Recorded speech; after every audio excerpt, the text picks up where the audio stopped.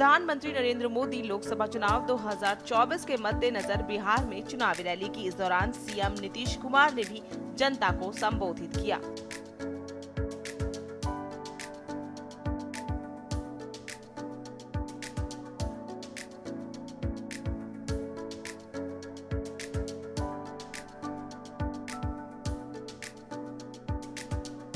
नवादा ने हमेशा भाजपा को, एनडीए को अपना भरपूर प्यार और भरपूर आशीर्वाद दिया है।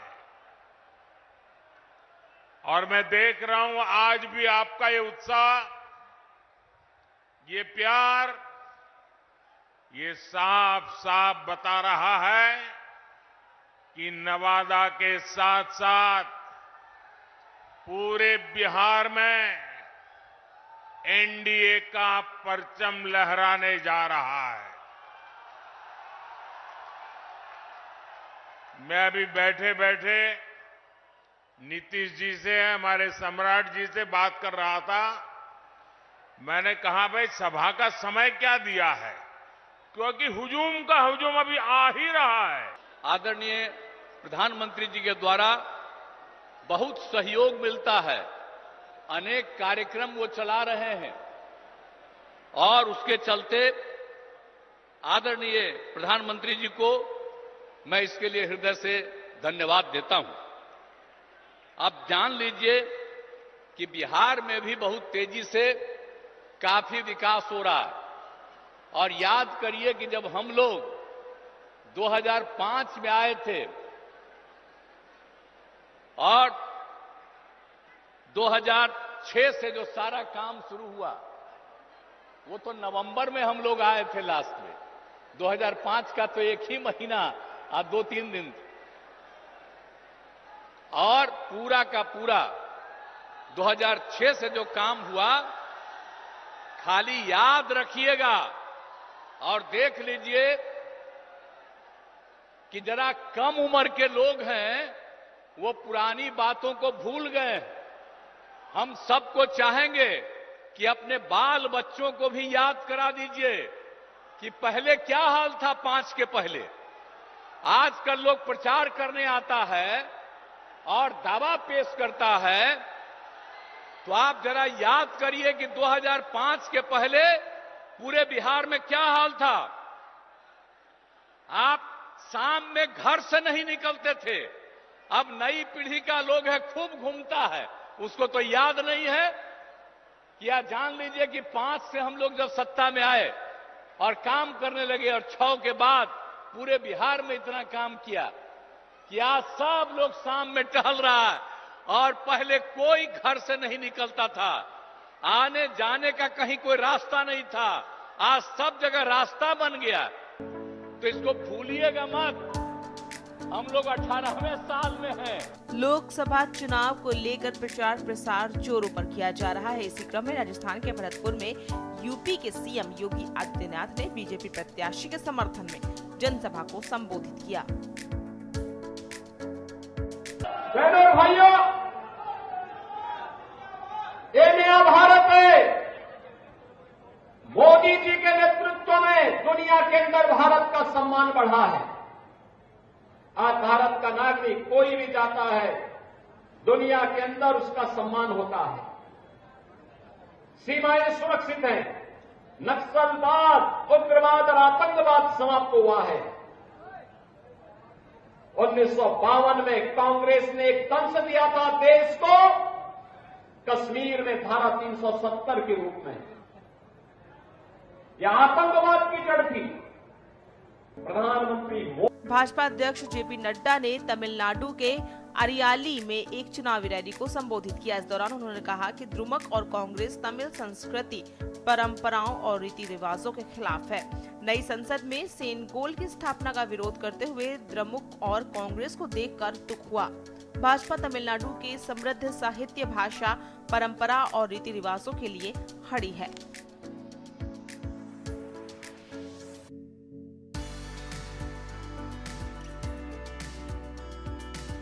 आगामी लोकसभा चुनाव को लेकर दलों की तैयारियां शुरू हो चुकी हैं। इन तैयारियों के बीच बीजेपी सांसद सुधांशु त्रिवेदी ने प्रेस वार्ता की।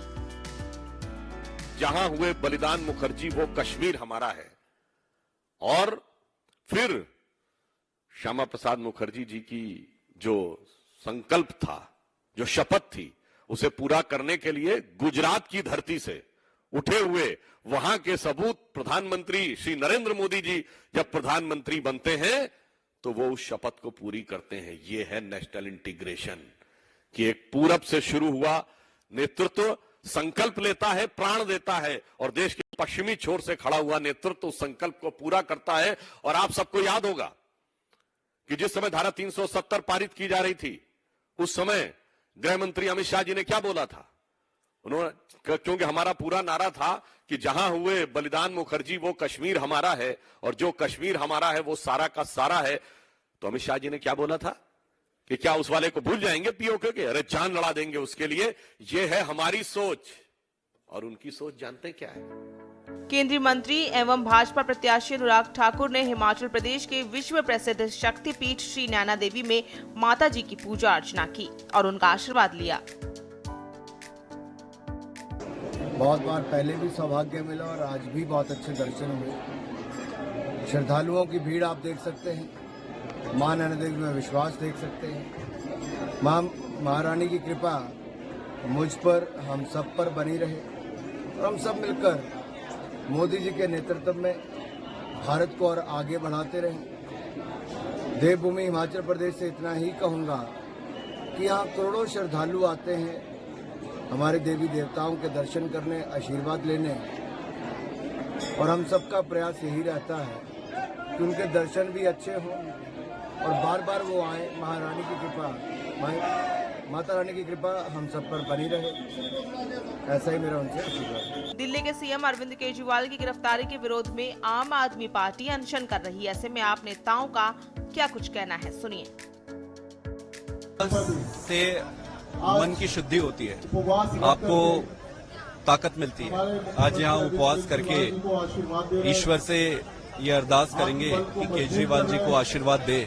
वो जिस संघर्ष के रास्ते पे चल रहे हैं उसमें बहुत ताकत की जरूरत पड़ेगी। देखिए, देश में चल रही तानाशाही के खिलाफ आज पूरा मुल्क इकट्ठा है, और लोग अरविंद केजरीवाल जी की फर्जी गिरफ्तारी के खिलाफ आवाज उठा रहे हैं। पूरे देश के अंदर लगभग 25 राज्यों में और दुनिया के 7 कंट्रियों में आज हिंदुस्तान के लोग उपवास रख रहे हैं। लोगों का यह कहना है कि भारतीय जनता पार्टी ने जिस तरीके से अनैतिक रूप से, असंवैधानिक तरीके से दिल्ली के 3 बार के प्रचंड बहुमत से चुने हुए लोकप्रिय मुख्यमंत्री और देश के सबसे लोकप्रिय नेता को जेल भेजा है। आज संविधान खतरे में है। भारतीय जनता पार्टी और नरेंद्र मोदी अरविंद केजरीवाल जी से डरते हैं, अरविंद केजरीवाल जी के कामों से डरते हैं। जिस तरीके से अरविंद केजरीवाल जी ने शिक्षा के क्षेत्र में काम किया है, स्वास्थ्य के क्षेत्र में काम किया, महिलाओं के लिए काम किया है।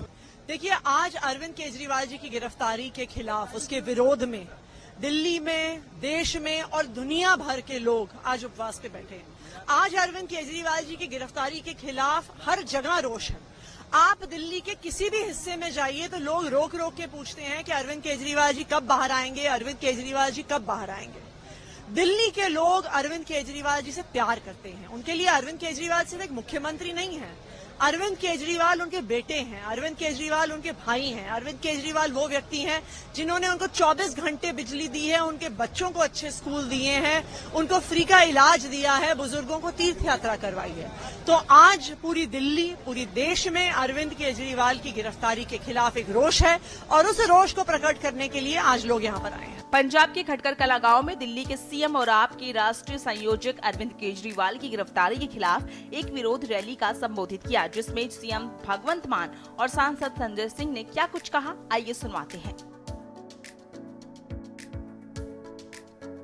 कोई शक्ति प्रदर्शन करने आए, आज इत्थे कोई राजनीतिक ताकत दिखाने नहीं आए। आज जिन्ने भी आए हैं वो अपने आप आए हैं। इत्थे कोई दिहाड़ी पे नहीं आंदे थे, कोई लालच दे के नहीं लियाते गए, क्योंकि कॉज जिहड़ा कारण है वो बहुत वड्डा है। अज हर एक सुचेत नागरिक नूं, पढ़े लिखे नागरिक नूं, देश नूं प्यार करने वाले देश भगत लोकां नूं इस गल दा डर सता रहा है कि लोकतंत्र दा की बनूगा, डॉक्टर भीमराव अंबेडकर जी बाबा साहब दा लिखे हुए संविधान दा की बनूगा।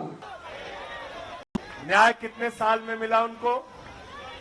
5 साल के बाद 2015 में जब उनकी सरकार हो गई तब वो बरी हुए। 5 साल तक मुकदमा चला, 2010 से लेकर 2015 तक। अटल बिहारी वाजपेयी जिनका हम सब सम्मान करते हैं, वो 19 महीने जेल में रहे, देश के प्रधानमंत्री बने। अरुण जेटली जी 19 महीने जेल में रहे, देश के कानून मंत्री और वित्त मंत्री बने। रविशंकर प्रसाद जी 19 महीने जेल में रहे, देश के कानून मंत्री, आईटी मंत्री और बड़े बड़े मंत्री पदों पर रहे। आडवाणी जी देश के जेल में 19 महीने रहे और देश के उप प्रधानमंत्री बने, गृह मंत्री बने। भारत रत्न से उनको नवाजा गया। दिल्ली भाजपा अध्यक्ष वीरेंद्र सचदेवा और पार्टी नेताओं ने शराब से शीश महल अभियान के तहत आप के खिलाफ प्रदर्शन किया। उन्होंने केजरीवाल के घर का मॉडल रखा और कहा ये दिल्ली के सीएम का भ्रष्टाचार का मॉडल है। इसके अलावा पार्टी ने शराब की बोतल में एक कट आउट पर संजय सिंह की तस्वीर दिखाकर प्रदर्शन किया। बिहार के पूर्व उप मुख्यमंत्री और राजद नेता तेजस्वी यादव ने कहा, भ्रष्टाचार पर आज मैंने ट्वीट किया है। उम्मीद है प्रधानमंत्री उस पर अपनी बात जरूर कहेंगे। परिवार पर जब हमने आंकड़े दिए वह केवल बिहार के आंकड़े थे, उस पर प्रधानमंत्री चुप क्यों हैं? हम और आप हिंदू नहीं। भ्रष्टाचार पे आज हमने ट्वीट किया है। उम्मीद है कि कम से कम उस भ्रष्टाचार पर प्रधानमंत्री जी अपनी बात को रखे। आप देखिएगा, जब हमने परिवारवाद पे जब ट्वीट किया था, जब आंकड़े दे दिए 15-16 लोगों का, वो केवल बिहार के बारे में, लोकसभा के चुनाव के बारे में, जो लोग लड़ रहे सिर्फ उनके बारे में। ऐसे बिहार में तो और भी बड़ा लिस्ट है इनके पार्टियों में जो लोग हैं। उसके बाद से कहां बोल रहे हैं? जमुई पे चुप। तो प्रधानमंत्री जी केवल झूठ बोलने का फैक्ट्री है। प्रधानमंत्री जी झूठ बोलने के मैन्युफैक्चरर है। प्रधानमंत्री जी झूठ बोलने के होलसेलर है और डिस्ट्रीब्यूटर भी। उत्तराखंड के मुक्तेश्वर लेटीबुंगा में मुख्यमंत्री पुष्कर सिंह धामी ने चुनावी जनसभा की। उन्होंने कांग्रेस के घोषणा पत्र को मुस्लिम लीग का घोषणा पत्र बताया। इसके अलावा उन्होंने क्या कुछ कहा, सुनिए।